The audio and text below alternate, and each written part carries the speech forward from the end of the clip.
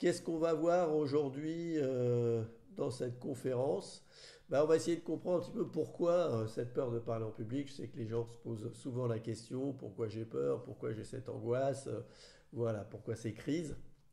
Et puis après, on va voir ben, la différence ben, dans tout ça, parce que on a des sentiments différents, des émotions, de la peur, du stress, de l'angoisse, de l'anxiété. Comment c'est, qu'est-ce que c'est, quelles sont les différences entre chaque.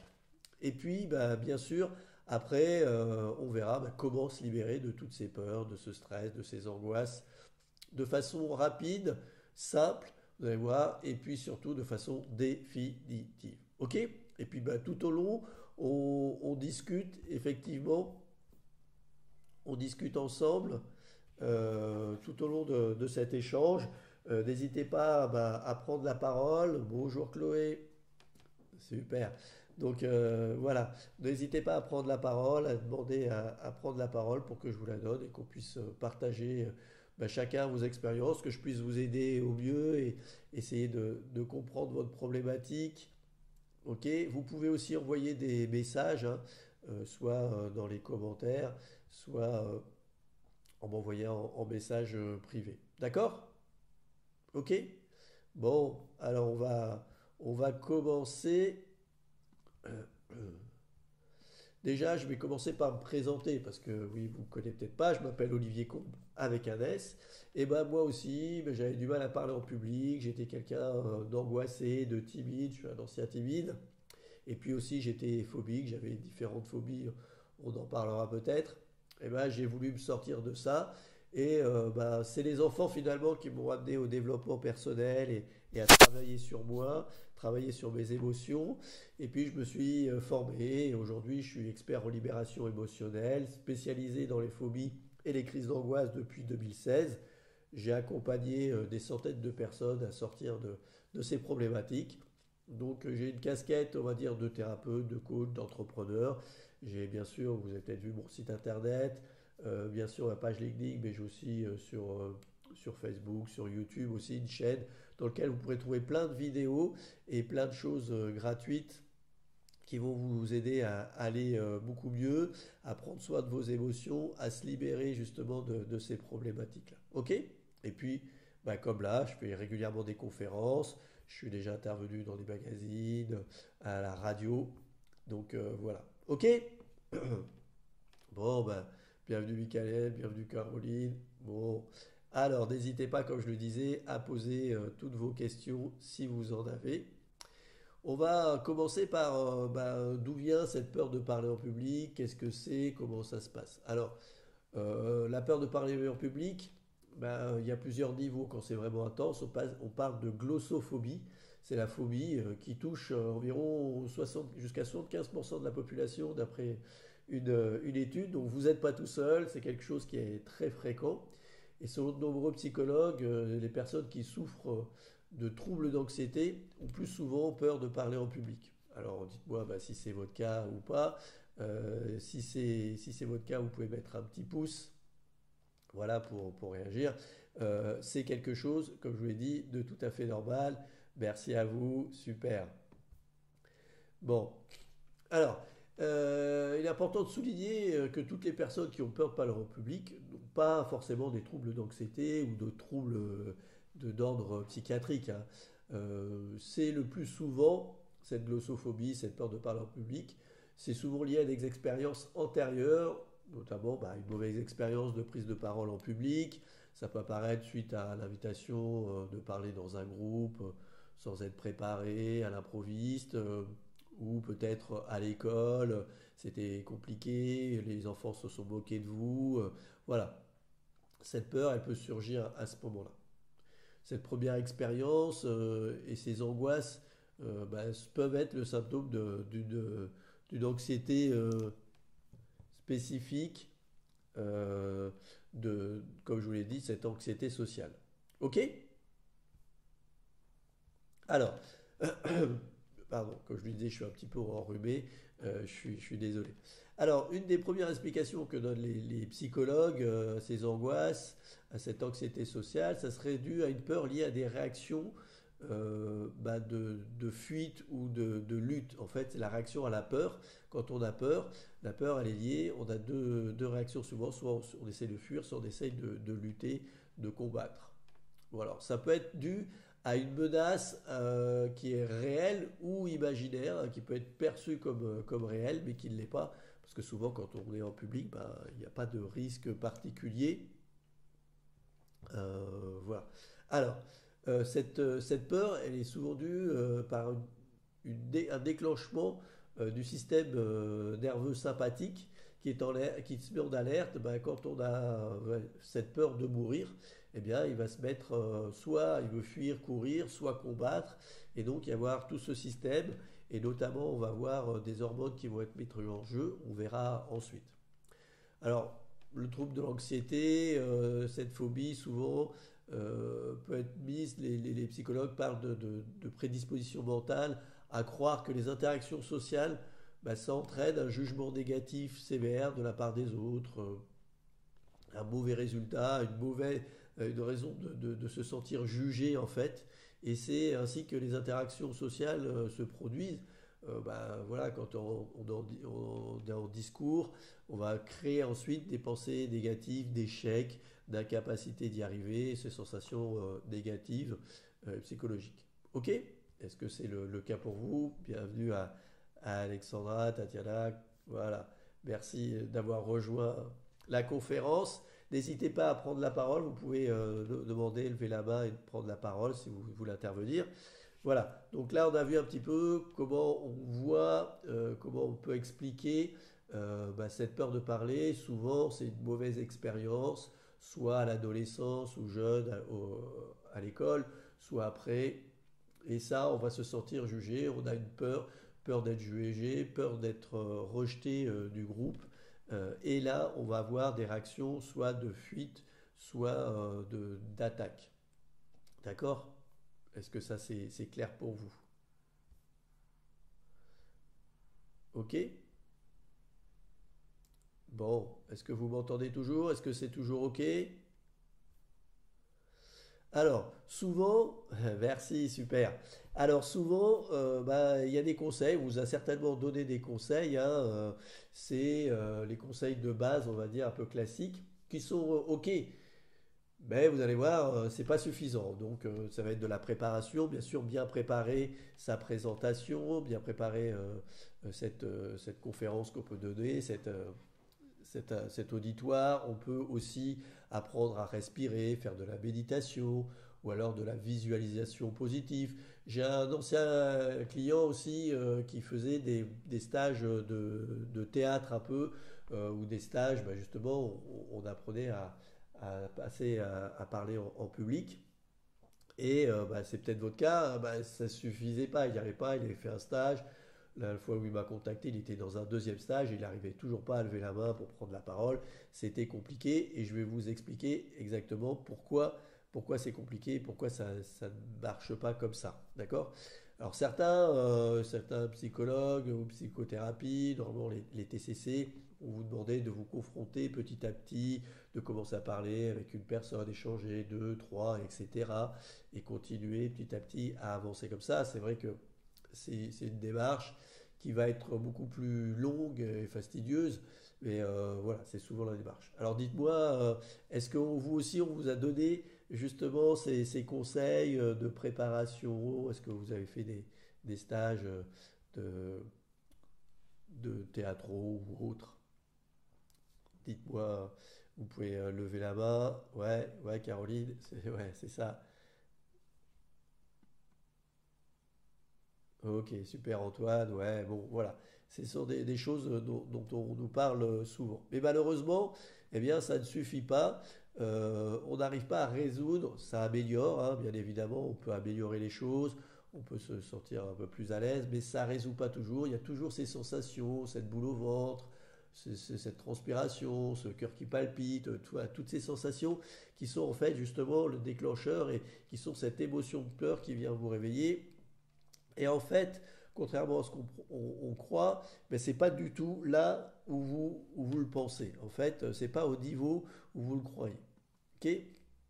Et ce que j'aimerais aussi vous dire, c'est ça, c'est qu'en fait, il y a plusieurs niveaux dans le cerveau, on va y venir juste après, mais ce qu'il faut comprendre, c'est que c'est important de ne pas lutter contre ça et de ne pas laisser persister ça, ce stress, cette angoisse. Pourquoi? Parce que comme je vous le disais tout à l'heure, eh bien tout ça, c'est à un moment donné, votre cerveau va déclencher des hormones, un taux d'hormones, et notamment le cortisol, qui est ce qu'on appelle l'hormone du stress, qui va engendrer des problèmes de santé, notamment au niveau du cœur, de l'hypertension, qui va diminuer votre système immunitaire par un épuisement du système immunitaire, qui va avoir une action sur votre cerveau, sur votre concentration, sur votre mémoire, petit à petit. Tout ça va être détérioré, on ne s'en rend pas forcément compte parce que ça vient petit à petit. Mais finalement, tout ça se détériore et puis ça va avoir aussi un impact sur votre sommeil et puis sur le poids. Soit vous allez prendre du poids, soit vous allez perdre du poids. Vous savez certainement, est-ce que c'est le cas pour vous, le stress, est-ce qu'il engendre ce genre de choses? Ok? Est-ce que c'est des choses que vous avez vécues, des choses que vous sentez? Est-ce que vous avez des problèmes physiques? Bonjour Virginie. Est-ce que vous avez des problèmes physiques dus justement à cette peur de parler en public? Est-ce que ce stress génère des problématiques physiques? Ok? Est-ce que vous avez des questions? Est-ce que quelqu'un veut intervenir?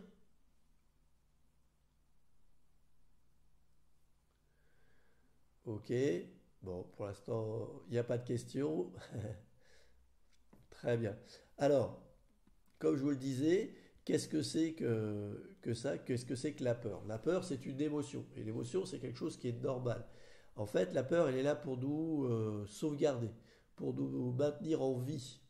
Ok, comme je le disais tout à l'heure en introduction, des fois, votre cerveau va croire qu'il va mourir alors qu'il n'y a aucune raison. Ça peut être complètement imaginaire, mais lui, il va le croire pour réel. Donc ça, c'est la peur de mourir. Bien sûr que quand on est face à un lion ou face à un requin, là, la peur va nous mettre en action pour nous enfuir, parce qu'il y a un réel risque de mort. Bien évidemment que quand on prend la parole en public, il n'y a pas vraiment un risque de mort évident, mais pourtant, on va réagir de la même façon. Voilà pourquoi c'est important de comprendre que l'angoisse, le stress, la peur, la phobie, tout ça c'est la même chose. C'est une même émotion à des niveaux, des degrés d'intensité qui sont différents, mais en fait c'est exactement la même chose. Ok? C'est vraiment la même émotion. Et comme je vous l'ai dit, le problème, c'est qu'on pense souvent que c'est dans notre tête, dans notre cerveau, mais on pense que c'est une question de raisonnement, qu'on va pouvoir se raisonner, ou qu'on va pouvoir analyser, réfléchir, se raisonner finalement pour pouvoir prendre la parole. Et puis, ou pour dépasser ses peurs. Et finalement, on se rend compte que c'est plus fort que nous. Il y a quelque chose qui est plus fort que nous. Alors pourquoi c'est plus fort que nous? D'accord? Est-ce que ça, vous le savez? Est-ce que vous voulez que je vous explique un petit peu comment ça se passe dans votre cerveau? Mettez-moi un pouce si vous voulez dire oui. Je vais boire un coup en attendant. Ouais, super, merci, merci.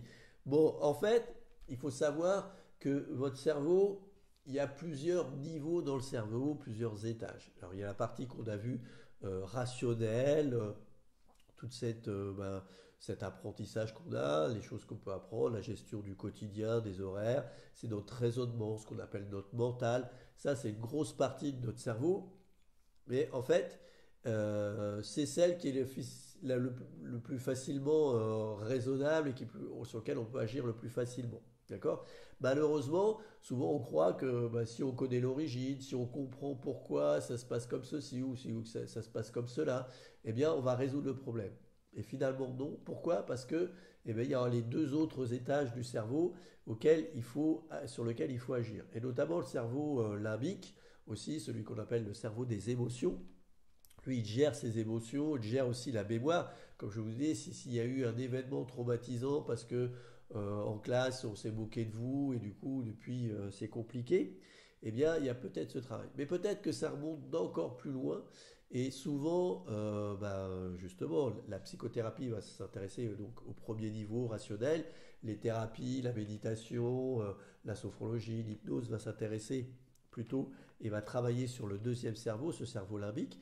Mais souvent, c'est pas suffisant. Moi, j'ai pas mal de personnes qui ont fait de la sophro, qui ont fait de l'hypnose, qui ont fait différentes thérapies. Et pourtant, c'est pas complètement réglé. Comme je vous l'ai expliqué tout à l'heure, un client qui avait fait des stages, qui avait travaillé, on lui avait donné des outils de respiration, un peu de visualisation et tout ça, un peu de sophro, mais ça ne marchait pas, ça continuait à l'angoisser et il n'arrivait pas à lever la main, à prendre la parole quand il était dans un groupe. Il faisait un deuxième stage quand il est venu voir, mais pourtant, eh bien, ça ne résolvait pas le problème. Pourquoi? Mais parce qu'il n'a pas agi sur le troisième niveau. Et ce troisième niveau, c'est le cerveau archaïque, le cerveau, ce qu'on appelle le cerveau reptilien, qui lui, eh bien, on peut pas lui parler, on peut pas le raisonner, il comprend pas le langage, il comprend pas les images, donc on peut pas les visualisations positives et tout ça, ça ne marche pas. Il ne fonctionne pas comme ça, d'accord? Lui, il est totalement inconscient. Et ce qui s'occupe, c'est de votre survie. D'accord? C'est le siège de notre instinct de survie. Et lui, ce cerveau archaïque, il garde la mémoire d'événements traumatiques sous forme d'association entre les sensations de perte de connaissance et les autres perceptions sensorielles, qu'elles soient visuelles, auditives, kinesthésiques, olfactives ou gustatives. D'accord? Donc lui, il va garder des mémoires traumatiques de façon inconsciente pour vous, qui vont se réactiver malheureusement. Et comme on le disait tout à l'heure, à un moment donné, il a cru qu'il allait mourir et vous allez réactiver ça quand vous devrez parler devant quelqu'un ou quand vous êtes sur une estrade, peut-être, voilà. Que ce soit un stimuli auditif, visuel, kinesthésique, gustatif, eh bien, tout ça, ça va le faire réagir. OK? Est-ce que ça c'est clair? Est-ce que vous avez des questions jusqu'à maintenant ou c'est OK? Est-ce que quelqu'un veut prendre la parole? Ouais, merci Chloé, merci Caroline. Oui, Anne, tu veux prendre la parole? Ok, je te donne la parole. Active bien ton micro. Ah, merci Khadija. Khadija. Alors, j'arrive pas à te donner la parole. Est-ce que tu as bien un micro? Est-ce que tu peux parler? Sinon, est-ce que tu peux me mettre en message? Ah, voilà. Super. Vas-y, Anne. Ouais. Par rapport à ce cerveau archaïque, donc qui garde les mémoires de façon inconsciente, donc c'est pour ça qu'on n'a pas, on n'arrive pas forcément à trouver l'explication quand on essaie de se rappeler, et notamment qu'on a pu suivre, mon cas, une psychothérapie, mais là je me faisais, voilà, je me replongeais là-dedans et je me disais, c'est vrai que moi j'ai pas forcément une expérience qui est liée, une mauvaise expérience qui a fait, j'ai pas de flash précisément, donc je vois pas d'où ça vient. Donc en effet, ce serait plutôt par rapport à des mémoires que je ne contrôle pas. C'est ça. Je ne sais pas d'où elles et donc c'est certainement, ça va être la suite de la conf, je pense, parce que justement c'est ça qui m'intrigue en fait. Je me dis ben oui, mais alors comment on fait, donc ça va peut-être être la suite, c'est ça. C'est ça, on va voir la suite, comment faire. Oui, c'est exactement ce que tu dis. Effectivement, on essaye de raisonner, de comprendre, on n'a pas forcément, il n'y a pas forcément eu un événement dont on se souvient, et c'est pas un événement Non. où tu as pris la parole en public. Ça peut être un autre événement complètement inconscient, qui peut être très ancien, in utero, petite enfance, quoi que ce soit, et en fait, le cerveau va faire un lien erroné. C'est ce que je vais vous expliquer maintenant, c'est qu'en fait, ces mémoires traumatiques inconscientes, elles vont être réactivées par un lien erroné. C'est, alors, je vais prendre un exemple peut-être plus concret, moins sur la partie sociale, mais ça va être les araignées, la peur des araignées. Eh bien, peut-être que quand vous étiez enfant, vous avez appris à marcher, à ce moment donné, vous êtes tombé, et il y a une micro-perte de connaissance à une fraction de seconde, personne ne s'en aperçoit ou quoi que ce soit, mais le cerveau, pour lui, c'est important. Ça peut être, comme je disais, in utero, on appuie sur le bébé qui appuie sur le cordon, il n'y a plus d'arrivée d'oxygène, ou dans la vie, une micro-perte de connaissance qui passe totalement aperçue, sauf pour votre cerveau reptilien. Lui, il va s'en apercevoir et à ce moment-là, il enregistre cette mémoire traumatique avec, ben, comme je disais, tous les stimuli visuels, auditifs, kinesthésiques, olfactifs, gustatifs. Il va enregistrer tout ça, il va faire une mémoire qui va garder et ces mémoires vont s'accumuler dans nos nuits. Et puis à un moment donné, un jour, eh bien, un de ces stimuli, hein, il faut savoir aussi que l'inconscient, il a une capacité d'enregistrement qui est très très importante. Pendant qu'un laps de temps, ouais, on va dire une fraction de seconde, notre conscient va pouvoir enregistrer l'équivalent de l'épaisseur d'une feuille de papier. Vous voyez, c'est très fin, il enregistre très peu d'informations. Pendant le même laps de temps, l'inconscient peut emmagasiner jusqu'à 3 étages de ces informations. Donc vous voyez que ces 3 étages d'informations visuelles, auditives, kinesthésiques, olfactives et gustatives, ben, il y en a énormément. Et un jour, on ne sait pas pourquoi, et finalement, vous allez voir, ce qui est bien, c'est qu'il n'y a pas besoin de savoir pourquoi et de comprendre. Voilà pourquoi je dis souvent, pour les personnes qui ont ces peurs, qui ont ces angoisses ou ces phobies, ça ne sert à rien d'aller chercher à comprendre, puisqu'on est dans l'inconscient. Eh bien, à un moment donné, cette mémoire traumatique va être réactivée par un des stimuli. Alors, pour l'araignée, ça peut être voilà, la vue d'une araignée, ça peut être aussi la sensation, vous savez, quand elle vous marche dessus ou quoi que ce soit. Ça, eh ben, ça va réactiver. Donc ça, c'est souvent le déclencheur. Par exemple, les gens vont dire, oui, j'ai peur des araignées parce que à tel moment dans ma vie, ben, j'ai une araignée qui m'est tombée dessus, qui m'a fait peur, et depuis, j'ai peur. Ok. En fait, ça, c'est le déclencheur. Mais ce n'est pas forcément le trauma originel. C'est pour ça que des fois, des thérapies qui vont s'intéresser juste au cerveau limbique, à l'émotion et à cet événement ne vont pas permettre de libérer complètement la peur parce qu'il y a quelque chose derrière et justement ce cerveau reptilien qui réactive cette peur. D'accord? Et donc ça peut être quelque chose qui a priori rien à voir hein, avec la prise de parole en public par exemple, mais qui va réactiver cette peur. Et à chaque fois que vous serez dans cette situation, eh bien votre cerveau va vous envoyer les informations de peur et donc toutes les sensations et vous empêcher bah, de prendre la parole en public. Ok? Est-ce que c'est clair, Anne? Est-ce que c'est clair pour les autres? Oui. Ouais. Est-ce que tu as une autre question, Anne? Oui, c'est clair. Non, je te remercie, c'est très clair. D'accord. Est-ce que quelqu'un d'autre a une question?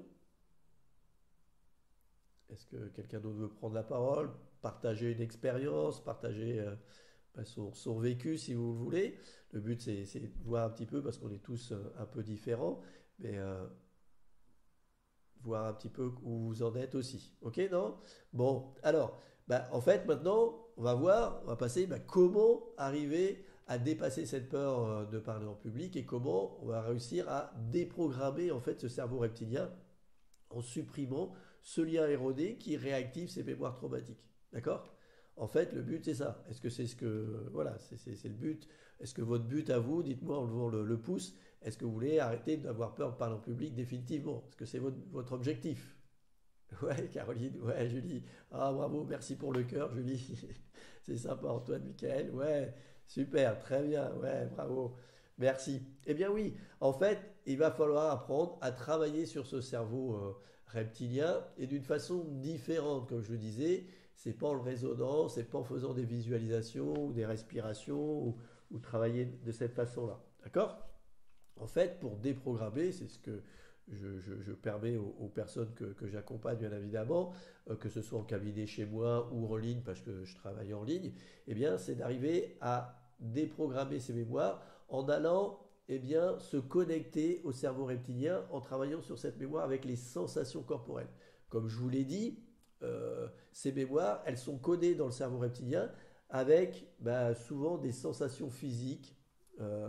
Et que ce soit cette perte de connaissance. Alors ça peut être les jambes qui flageolent, ça peut être le cœur qui palpite, la respiration qui s'accélère, une sensation de ne plus avoir de jambes ou les jambes toutes molles. Voilà, ça va être ça. Donc le travail, ça va être de se connecter à cette mémoire traumatique. Et ça, c'est un peu mon travail de vous amener à travailler et à être en relation avec les mémoires traumatiques et pas forcément avec le déclencheur, comme je vous ai dit, l'événement déclencheur, mais vraiment cette mémoire, et ensuite de lâcher prise sur ces sensations physiques et de les laisser vivre complètement. Pourquoi? Comment ça marche? Votre cerveau reptilien, il a cette mémoire des sensations, du vécu. Lui, il vit, il est événementiel. Donc, il a vu des événements et il se souvient de ces événements. Il a la mémoire de ces événements. Le but, ça va être de revivre cet événement et, à travers les sensations physiques, de les laisser vivre complètement et entièrement. D'accord? Et donc, il y a plein de choses qui vont se passer. C'est chaud, c'est froid, ça gratte. J'ai l'impression de tomber, je vole. J'ai un bras qui grandit ou qui rétrécit. Je suis coupé en deux, je m'endors. Enfin, toutes ces sensations, ça peut être agréable ou désagréable. Et d'aller, en fait, jusqu'au moment où votre cerveau a cru qu'il allait mourir. D'accord? Et là, souvent, c'est une sensation vraiment de perte de connaissance, où on n'a plus conscience de soi, de son corps, on perd la notion de son corps, où on tombe. Voilà, c'est des sensations un peu comme ça. Et d'aller encore plus loin. Parce que votre cerveau, une fois qu'il va arriver à ce niveau, ce qu'on appelle le verrou de cette mémoire traumatique, où il a cru qu'il allait mourir, eh bien vous allez dépasser et ressentir d'autres sensations physiques. Il va vivre d'autres sensations physiques. Puisqu'il vit d'autres sensations physiques, c'est qu'il ne meurt pas. Donc, eh bien, lui, il se rend compte qu'en fait, s'il vit ça, ben non, en fait, je ne meurs pas. Donc, il va éliminer cette mémoire traumatique puisqu'il est binaire. Il s'occupe de votre survie. Soit vous allez bien, soit il y a un risque de mort. Il s'occupe uniquement de ça. Donc, il va supprimer cette mémoire traumatique. Il va, comme si on allait nettoyer, déprogrammer cette mémoire. Et ensuite, eh bien, vous n'aurez plus de réactivité, vous ne sentirez plus ces sensations. Et donc, vous serez en capacité, eh bien, beaucoup plus facilement de vous raisonner, d'agir et de parler et d'être à l'aise à la prise de parole en public. Ok? Voilà. Est-ce que c'est bien clair pour tout le monde? Est-ce que vous avez des questions?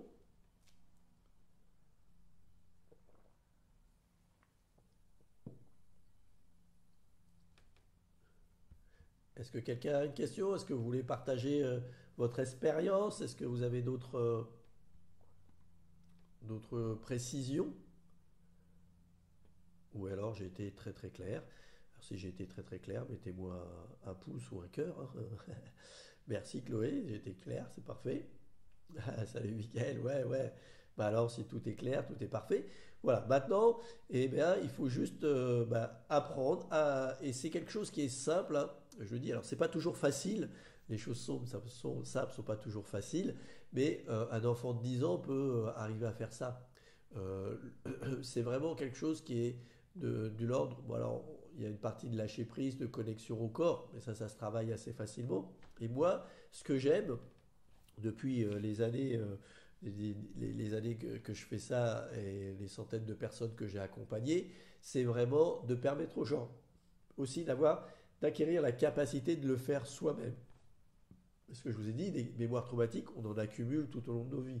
Alors là, on parle de la peur de parler en public, mais peut-être qu'il y a d'autres peurs, d'autres angoisses, la peur d'être seul, la peur de, de dire non. Ça peut être aussi, je parlais de la phobie des araignées, des serpents. Moi, j'avais la phobie des serpents, j'avais le vertige, des choses comme ça, qui en fait sont des peurs qu'on accumule, sur lesquelles on s'adapte, parce que l'homme a cette capacité, la femme, cette capacité de s'adapter, on va s'adapter, mais finalement ça nous fait une charge émotionnelle, ça nous fait un poids on s'en rend pas compte, sauf qu'une fois qu'on s'en libère, on se rend compte que voilà, ça nous pompe de l'énergie, ça nous bouffe la santé, et émotionnellement c'est compliqué. Il y a une charge émotionnelle qui est importante, en plus de cette charge mentale, et le but c'est que vous appreniez à vous libérer de ça et que vous sachiez le faire tout seul.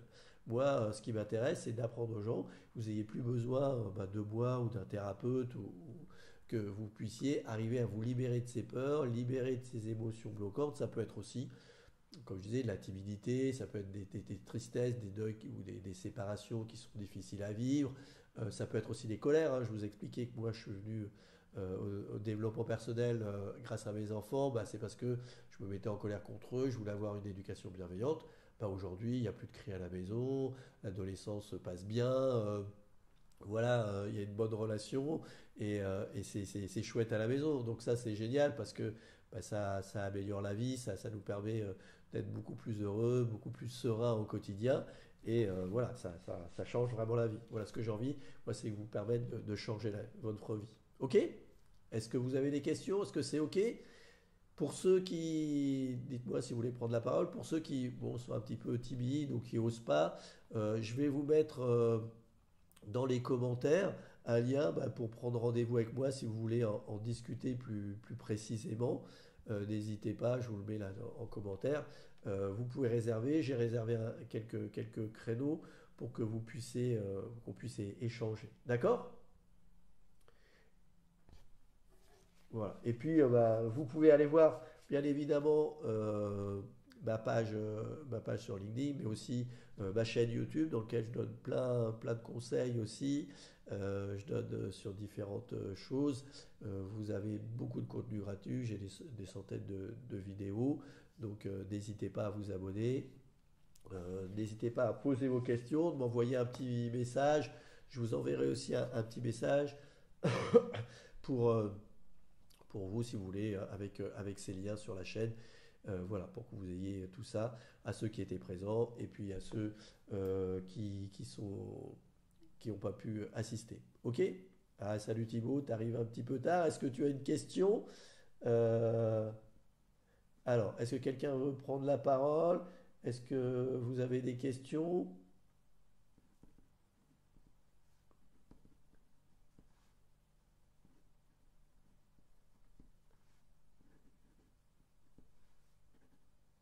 Non? Tout est ok? J'ai été clair? Alors, Thibaut, c'était quoi toi? Est-ce que tu avais une question puisque tu viens d'arriver? Est-ce que tu veux prendre la parole? Tu veux nous partager un petit peu ton expérience?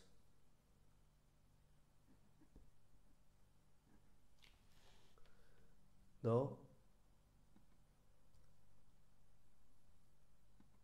Bon. Euh, donc, voilà. Vous voyez, c'est quelque chose. Il faut, je résume un petit peu.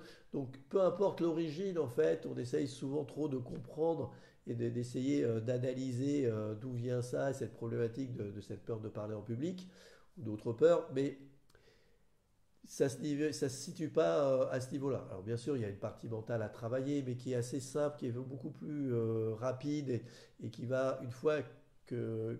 Dans l'exemple un peu que je peux prendre, c'est un peu comme sur une cocotte minute. En fait, la cocotte minute, vous êtes mis sous pression, vous voulez prendre la parole en public, et vous sentez cette pression qui monte, et puis jusqu'à ce que voilà, la soupape elle déborde et que soit vous osiez pas, vous prenez pas la parole, vous fuyez, vous trouvez une excuse, ou même déjà vous présentez même pas et vous faites tout pour vous êtes dans l'évitement. Bon, ça c'est cette soupape. Mais finalement, bah, à chaque fois que vous êtes dans cette situation, bah, la pression va remonter, la soupape, et vous vous arrêtez pas de faire ça. Donc en fait, c'est un peu ça. La soupape, c'est un peu votre mental. Donc vous essayez de vous raisonner un petit peu. Hop, voilà, vous lâchez la pression. La cocotte minute, c'est ce cerveau limbique, cerveau émotionnel, c'est cette émotion qui bouillonne en vous, qui bouillonne. Et en fait, eh bien, pour arrêter, quel est le meilleur moyen pour... Tiens, une question, si vous voulez prendre la parole. Quel est le meilleur moyen pour arrêter justement qu'il y ait cette pression, que cette cocotte, bah, elle relâche cette pression à chaque fois? Quel est le meilleur moyen pour ça?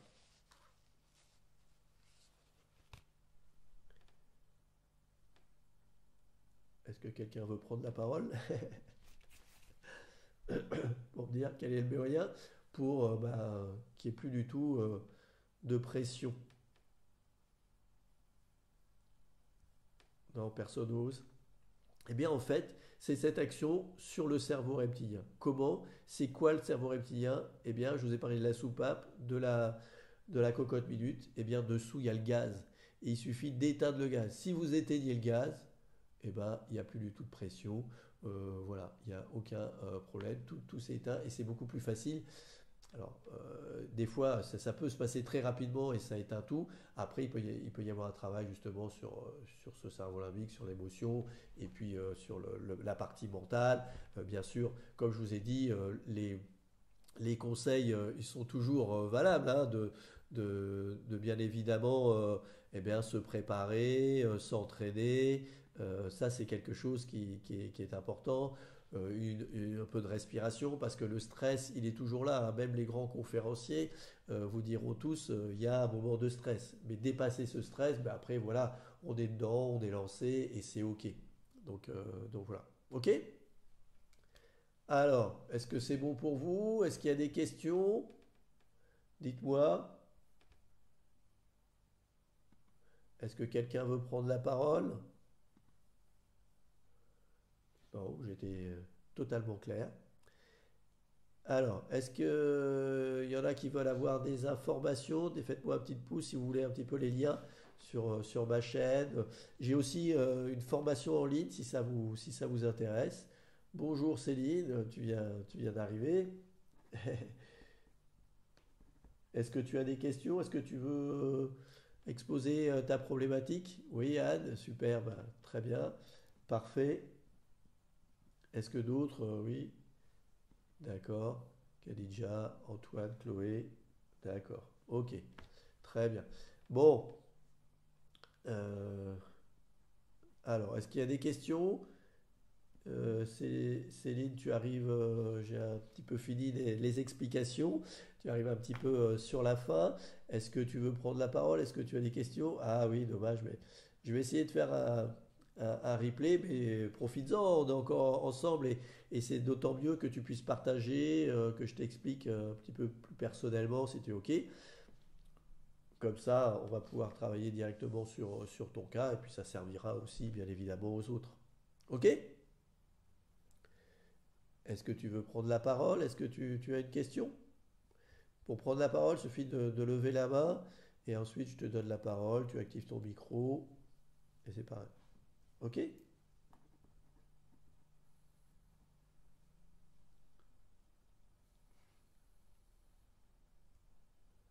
Non, tout est bon, tout est ok pour tout le monde? Alors je bois encore un petit coup. Ah, Anne, tu veux reprendre la parole?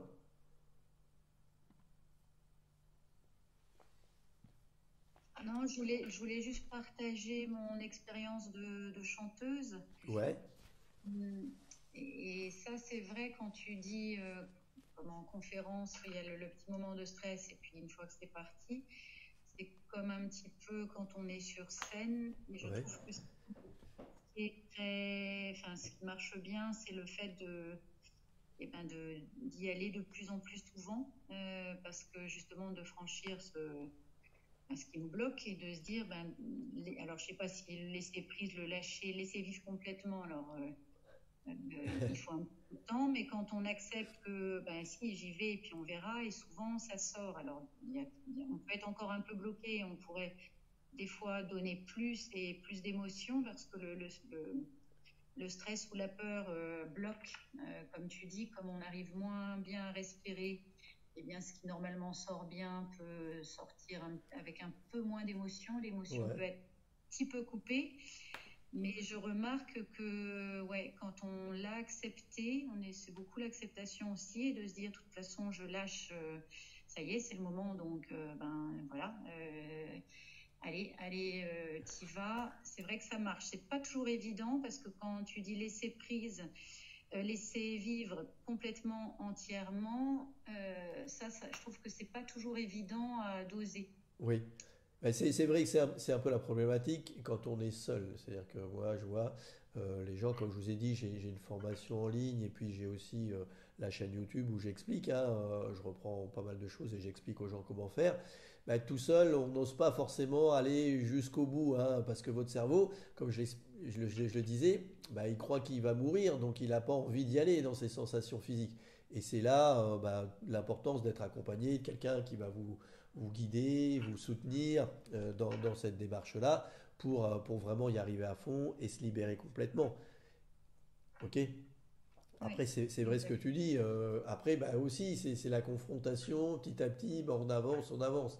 Alors ça peut être long hein, parfois, d'y aller petit à petit, d'avancer petit à petit.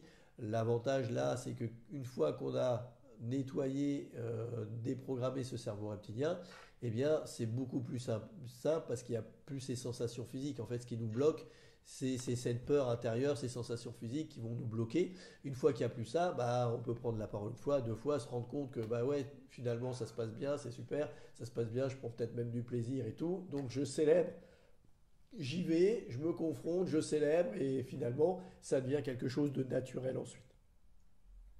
Exact. Ok, très bien. Ben, merci Anne. Est-ce que quelqu'un d'autre veut prendre la parole? Est-ce que quelqu'un d'autre veut prendre la parole? Merci Chloé. Bravo à Anne. Bravo à tous. Bon, Céline, alors est-ce que tu as des questions? Alors Lofty, tu viens d'arriver. Est-ce que aussi tu as des questions? Est-ce que quelqu'un veut partager son expérience, son questionnement ou quoi que ce soit? Ok? Il suffit de demander à prendre la parole, de lever la main, et vous pouvez prendre la parole ensuite. Je vous donne le micro, il suffira juste de l'activer. D'accord? Ok. Bon. Alors, alors je te donne la parole. Khadija. Voilà. Tu peux activer ton micro, s'il te plaît?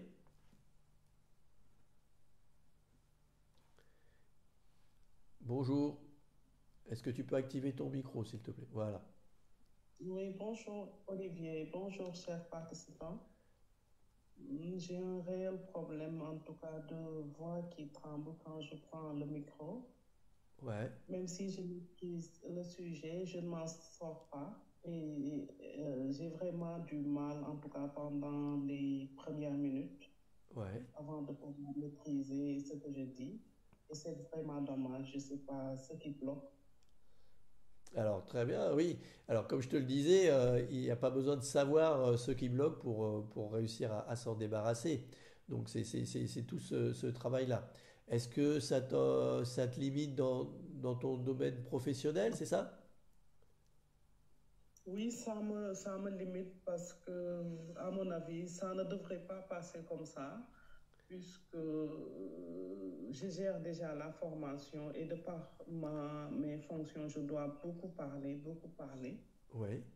Mais il suffit qu'il y ait du monde, des fois, c'est bloquant. Et j'avoue que je n'étais pas avant comme ça. Il y a eu un événement assez particulier, donc Oui. je pense qu'il est à l'origine de tout ça. Et depuis, je ne m'en sors pas. Ok.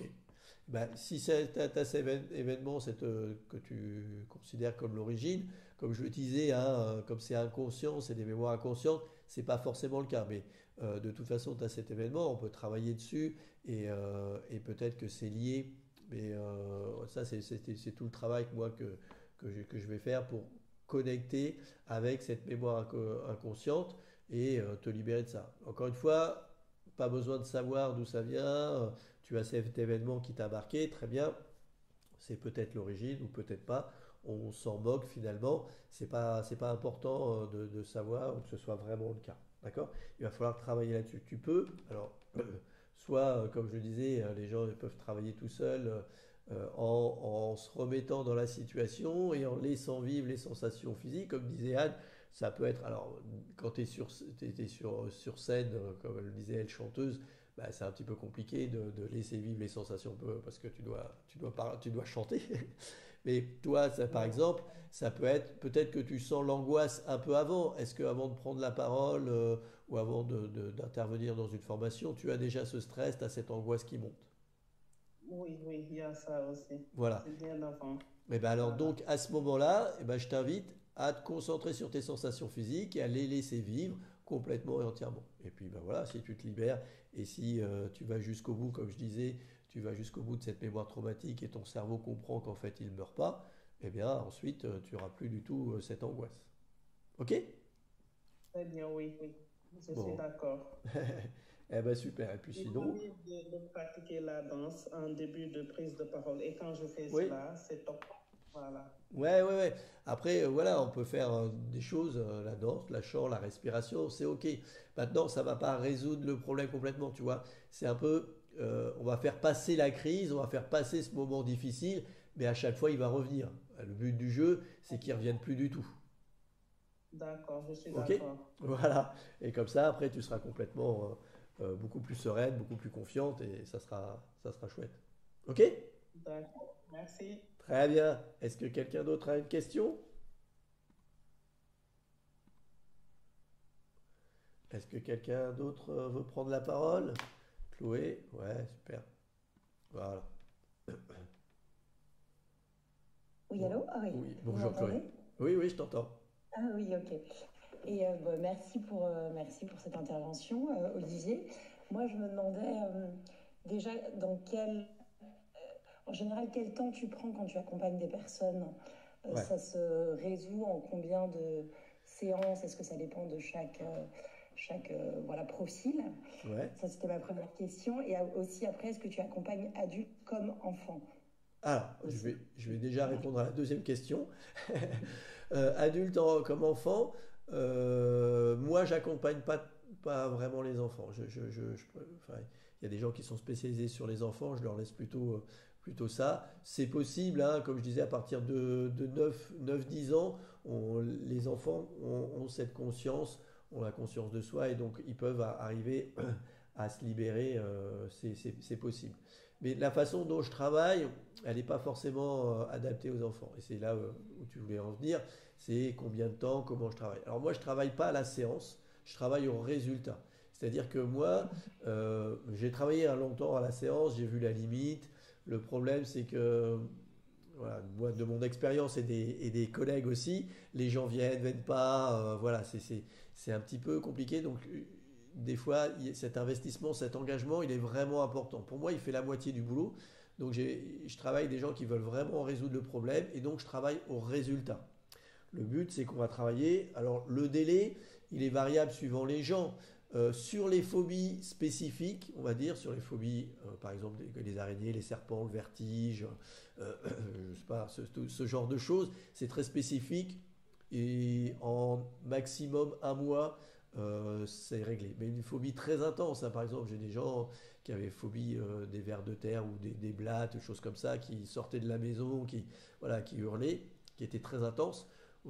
Peu importe l'intensité ou la durée, depuis combien de temps vous avez cette peur, ça n'a pas vraiment d'importance. Ça peut faire 2 mois, comme 2 ans, comme 20 ans. Ça n'impacte pas la durée de, entre guillemets, guérison. Là, c'est vraiment un mois. Sur les phobies sociales, l'angoisse sociale et la prise de parole en public, la glossophobie fait partie de celle-ci. Ce qui est intéressant, ça peut être plus long, ça peut être aussi rapide, hein, mais ça peut être plus long. Généralement, moi, je ne vais pas au-delà de 2 mois, hein, généralement, ça ne dure pas plus de 2 mois, mais c'est surtout que pendant ce temps-là, pourquoi j'accompagne les gens et ce que j'aime, c'est vraiment accompagner et donner les outils aux personnes, c'est pour qu'elles puissent le faire elles-mêmes et qu'ensuite, toi, tu sois en capacité de te libérer et de faire ce nettoyage, de faire cette déprogrammation cerveau reptilien de façon autonome. Parce que on peut en réactiver tout au long de notre vie de ces mémoires traumatiques, et notamment dans les phobies sociales, les angoisses sociales, l'anxiété, eh bien, il y a plein d'événements, il y a parfois souvent plusieurs situations qui vont être déclencheurs. Et donc, ça va être apprendre à les déprogrammer les unes après les autres. Est-ce que ça répond à ta question? Oui, oui, complètement. D'accord, Complètement. Ouais. très bien. Eh ben super. Et tu auras le détail dans les liens que tu vas nous envoyer, que ce Ouais, soit en termes de tarifs, ouais, modus operandi, si c'est en effet en ligne. alors ça, d'abord, comme moi, les gens, enfin, j'ai une façon d'accompagner, je ne vais pas tout expliquer là, justement, je vais vous mettre le lien pour réserver un appel, parce que c'est là où on va vraiment, je vais vraiment vous expliquer ce qui est le mieux adapté pour vous. Comme je disais, j'ai une formation en ligne, j'ai un accompagnement, il y a différentes choses. Quel est le plus adapté pour vous et c'est à ce moment-là qu'on va pouvoir discuter. Et puis aussi, ce qui est important, c'est votre engagement, ce que vous avez vraiment envie d'y aller. Parce que moi, comme je disais, j'accompagne vraiment au quotidien, vraiment au résultat. Et s'il y a besoin, on est en contact tous les jours.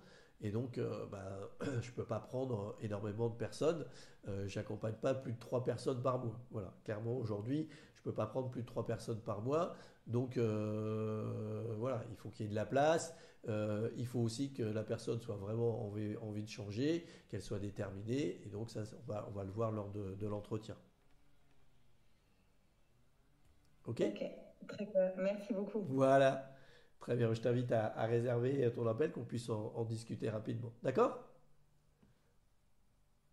Oui, oui, très bien, merci. À très Merci. bientôt, au revoir. Est-ce que quelqu'un d'autre veut intervenir à une question? Oui, Antoine, je crois que tu viens d'arriver. Peut-être que tu as loupé un petit peu. Donc, est-ce que tu as une question? Est-ce que juste partager ton expérience? Pourquoi tu es venu là?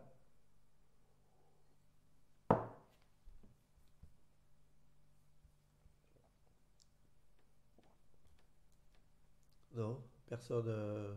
J'ai été clair. Tout est clair pour vous. Donc voilà, je vous ai mis effectivement le lien en commentaire. Je vous enverrai par message pour réserver votre appel. Donc si vous souhaitez qu'on aille plus loin. Et si vous voulez vraiment en finir, eh bien, avec votre peur de parler en public ou n'importe quelle autre peur. OK? Et puis, comme je vous ai, travailler aussi de façon générale sur votre relation aux autres, parce que c'est les autres en fait qui nous font réagir, que souvent surréagir, hein. Et en couple avec les enfants, ça peut être compliqué. J'ai bien vécu ça.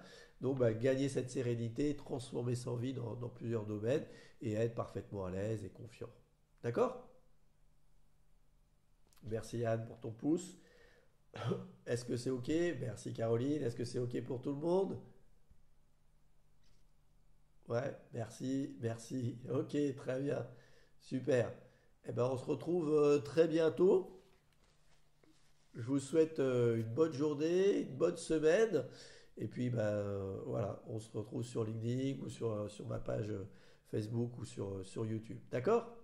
Je vous dis, prenez bien soin de vos émotions et n'oubliez pas, une peur en moins, c'est un rêve en plus. Allez, au revoir!